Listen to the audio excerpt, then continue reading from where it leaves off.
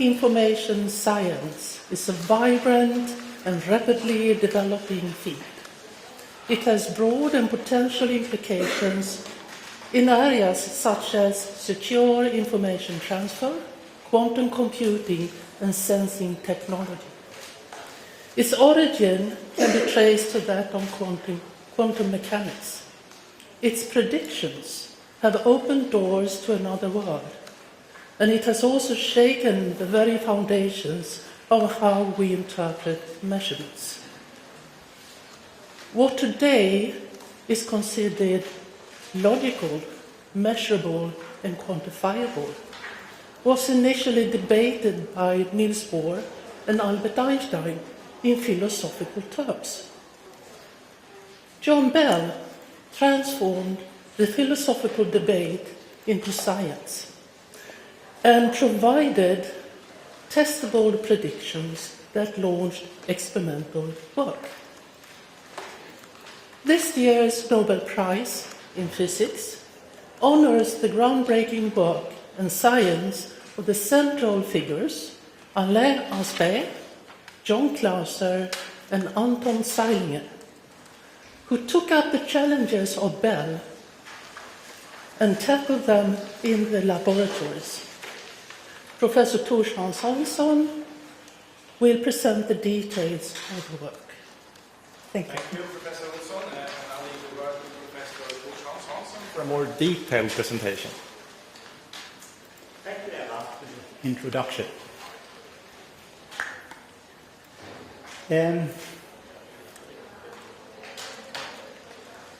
Einstein, in a letter to a colleague, famously wrote, "I'm convinced that he," and he meant God, "does not play dice."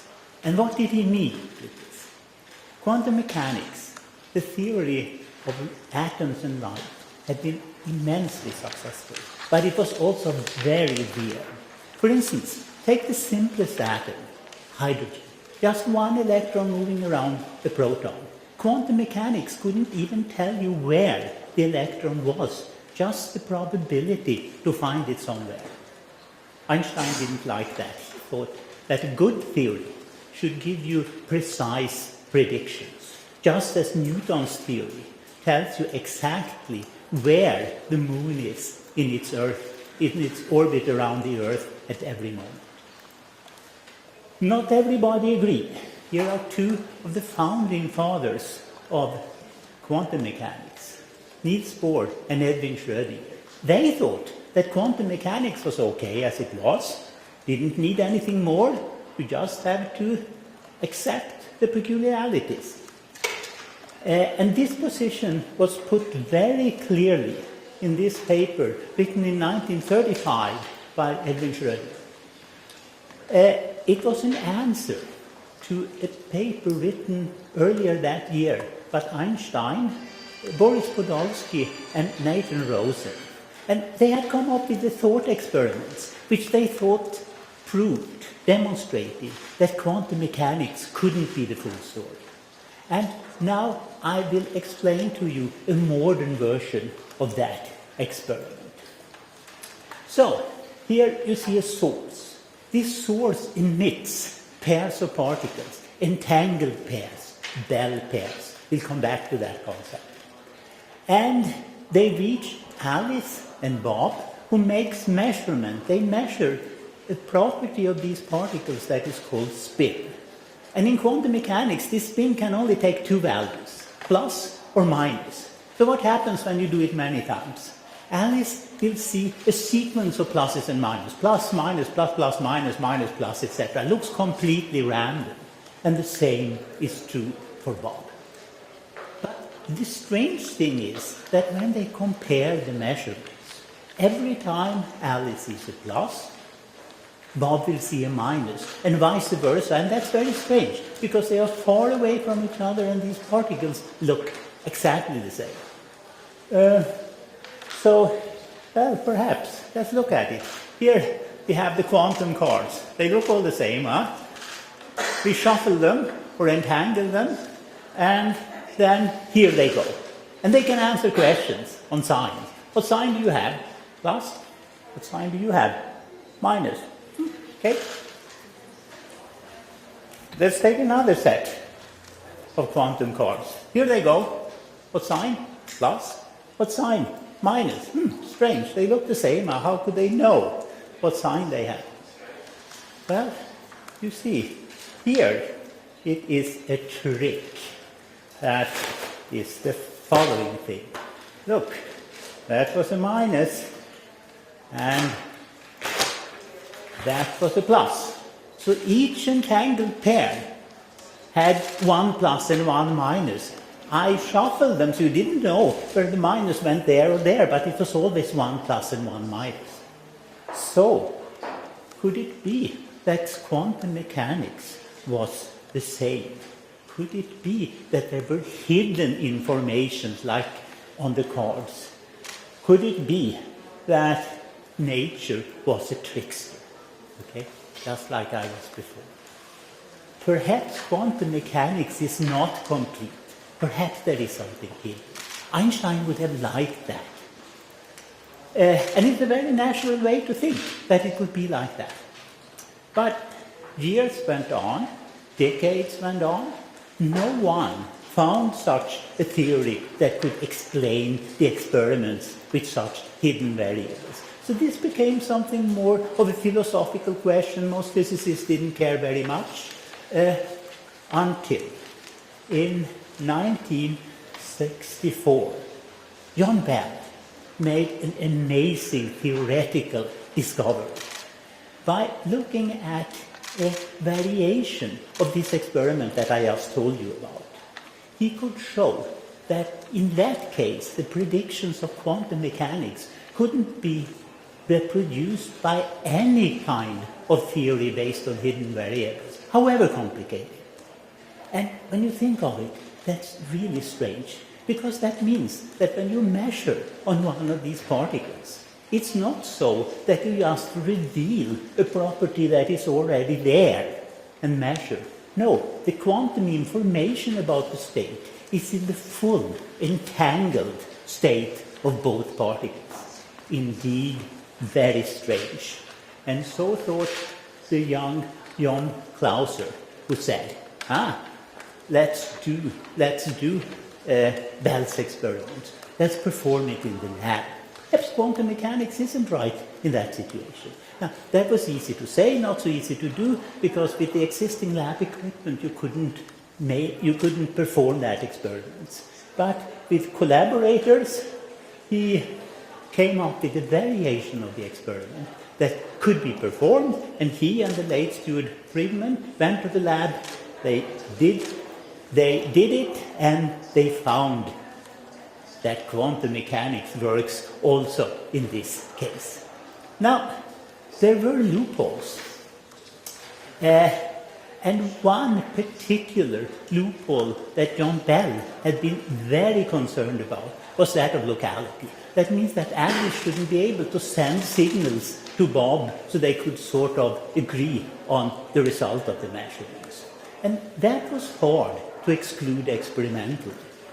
But in 1976, Alain Aspect wrote a paper where he proposed such an experiment. And a couple of years later, went to the lab, performed the experiments, and guess, again, quantum mechanics rules. So why is this a big deal? Didn't you know that quantum mechanics works? Well, to explain to you why it's such a big deal, let's go back again to 1935. Here is another paper by Schrödinger, which he says, I would not call entanglement one, but rather the trait of quantum mechanics. So now, much later, in retrospect, we understand that in addition to the profound philosophical and foundational implications of the studies of Bell states, the experiments performed by Clauser and Aspect opened the eyes of the physics community to the depth of Schrödinger's statements and provided tools for creating and manipulating and measuring states of particles that were entangled, although they were far away. And physicists now started to understand that entanglement in bell pairs is a quantum resource that you can use to achieve amazing new things. And there's no time here to even start to tell you that story. I will just give you one example, which is picked because it illustrates one of the many groundbreaking contributions by the third of this year's laureates, Anton Zeilinger. So to understand this, you have to know that the goal of quantum mechanics today is to build a quantum network. What is that? A quantum network is a series of nodes, and these nodes should be able to communicate via quantum entanglement. In these nodes, you can have quantum devices like encryption devices. How do you build such a network? It's difficult because entanglement is brittle. If you send it to an optical fiber, it very easily gets destroyed. So you need some new trick. And just an amplifier won't work because amplifiers destroy entanglement. So here is the trick, the method that Anton Zeilinger came up with. It's called entanglement swapping. You have two of these bell pairs, like this. One of the particles here, one, and the other four goes far away from each other. The two other comes together. Here, you make a measurement, so you entangle particle 2 and 3. And then magically, 1 and 4 becomes entangled, although they had never been close to each other. It's wonderful. So now you can think of doing it in a chain. You do one, you do another, you do a third, etc., and you can build up a network. Another method to get long-range entanglement is not to use optical fibers, but to send just light through the air. And I'll just give you one spectacular example of this. And that was in 2018. There was an intercontinental quantum link set up using the Chinese MICUS quantum satellites between the group of Jianwei Pan, the Academy of Science in China, and the Anton Zeilinger's group in Austria, over 7,600 kilometers. Pretty amazing. And now we are at the forefront of current research, and I will just end with a few comments. So today we honor 3 physicists whose pioneering experiments showed us that the strange world of entanglement and bell pairs is not just the micro world of atoms, and certainly not the virtual world of science fiction or mysticism, but it's the real world that we all live in. And researchers now, all over the world, they use entanglement and bell pairs, both in curiosity-driven fundamental research and in utility-driven applications such as quantum cryptography or quantum computing. Thank you for listening. Thank you, Professor Hansson. Now we shall see if we may have one of the laureates with us. Professor Anton Zeilinger, are you there? Yes, I'm here.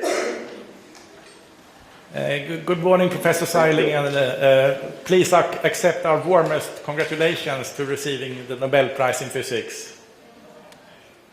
Thank you very much. It was very kind to receive your phone call just about an hour ago.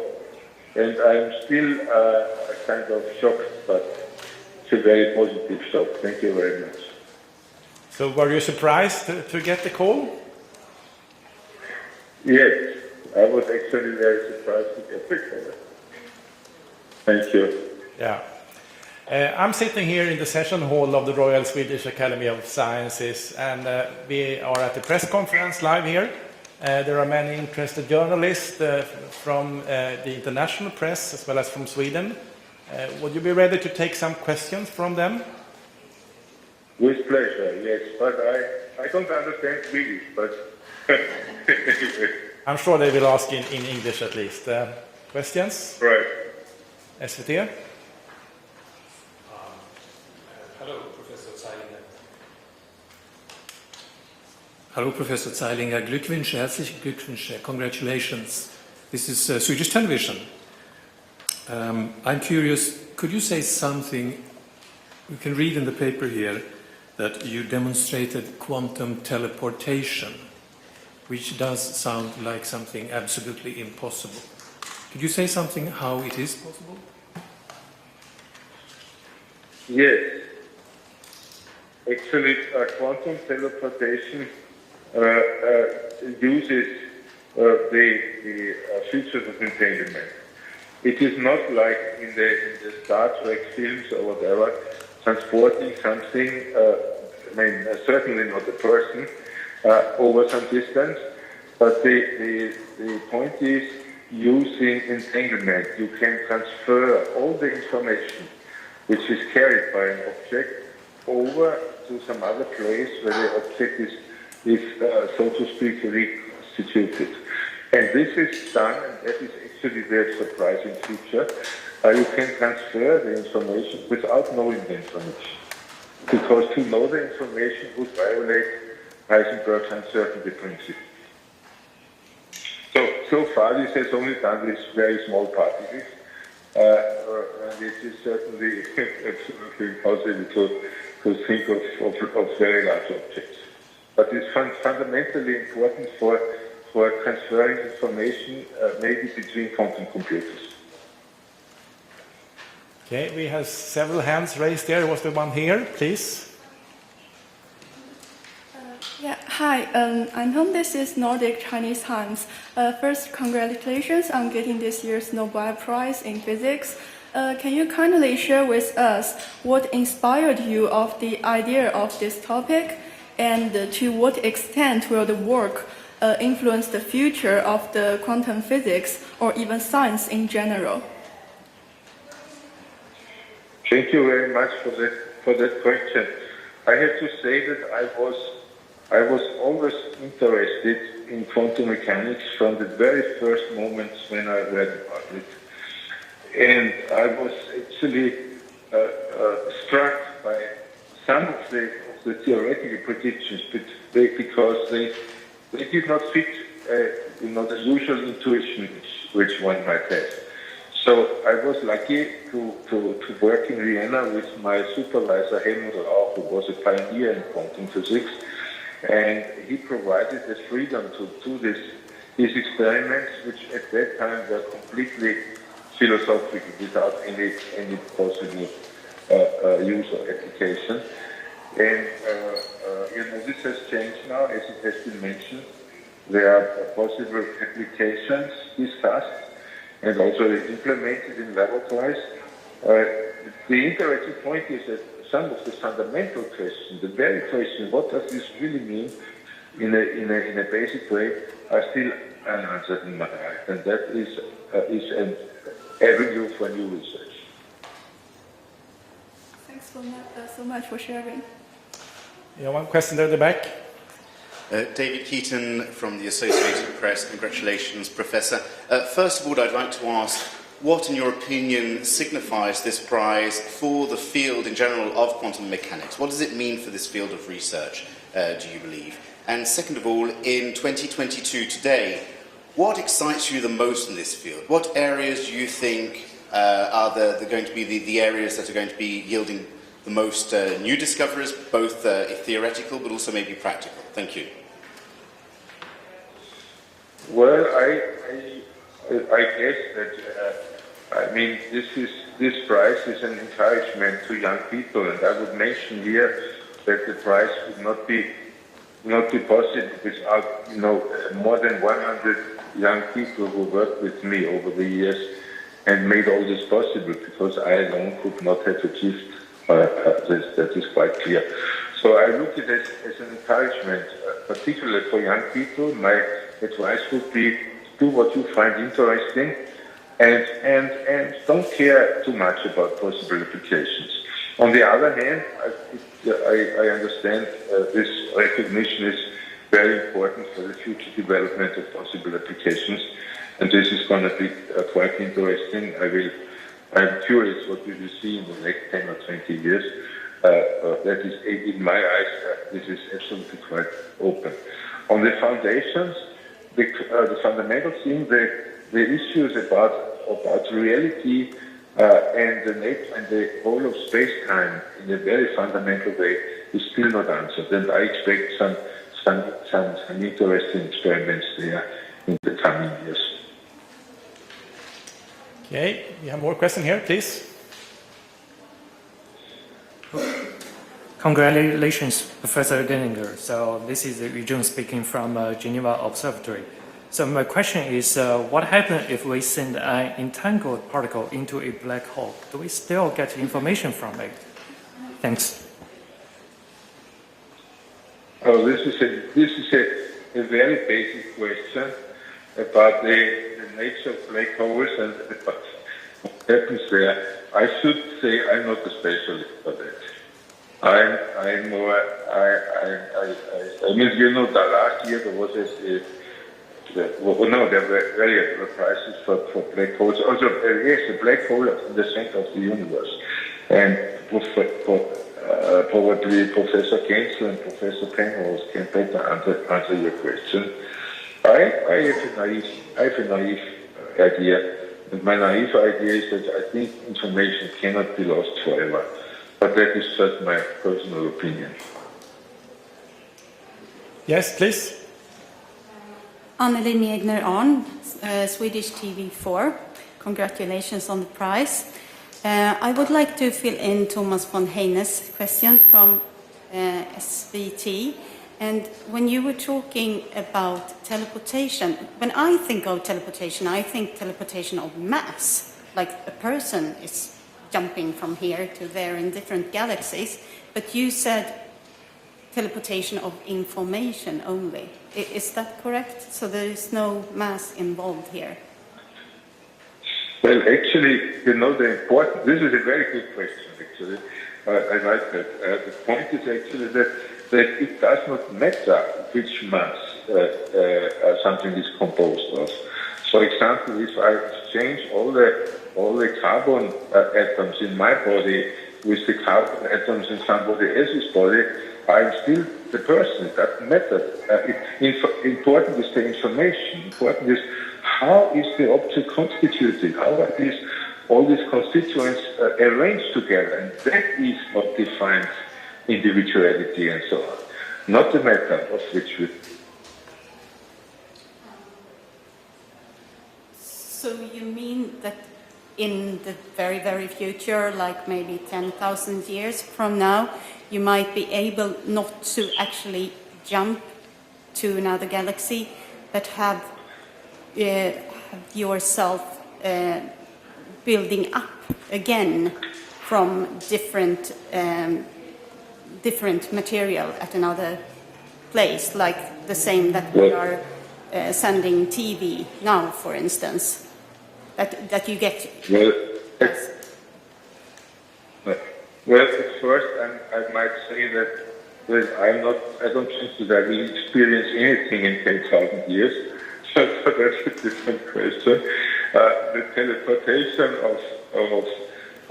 of people is today it's the same kind of science fiction as it always was. So this is just science fiction, and it is not, in my eyes, it is not a question of science.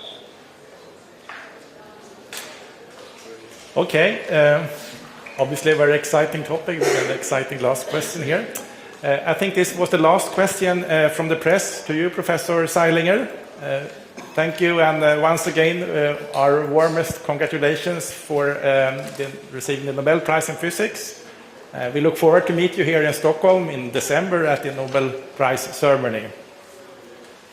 See you then, Professor Seilinger. Thank you very much again. Yeah. Bye-bye. Okay, let's move on to more questions about the Nobel Prize in Physics, about the research, about the work of the committee, etc. Please, in either language, Swedish or English.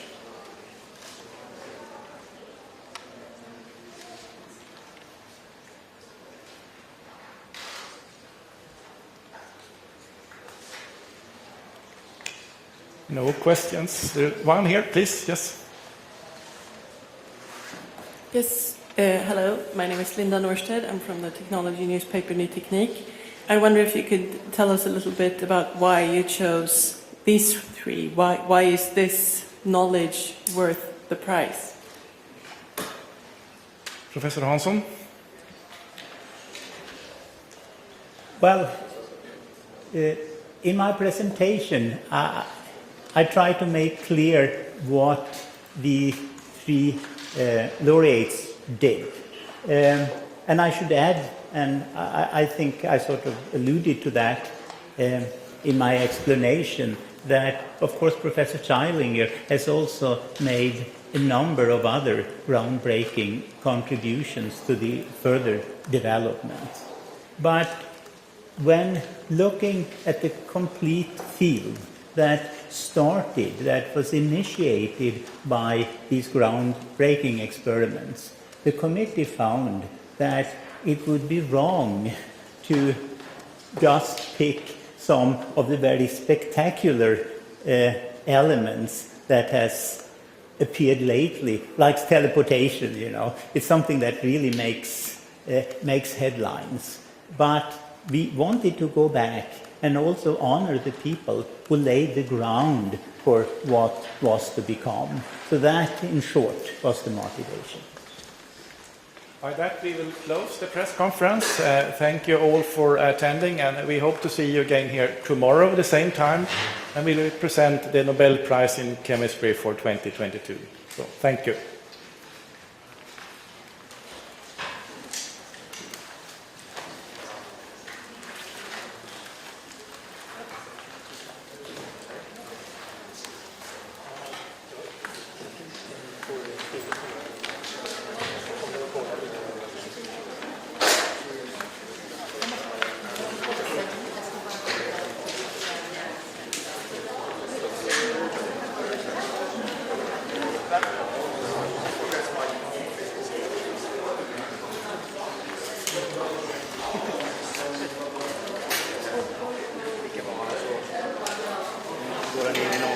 Vi kan ta ner den, det är inte sånt.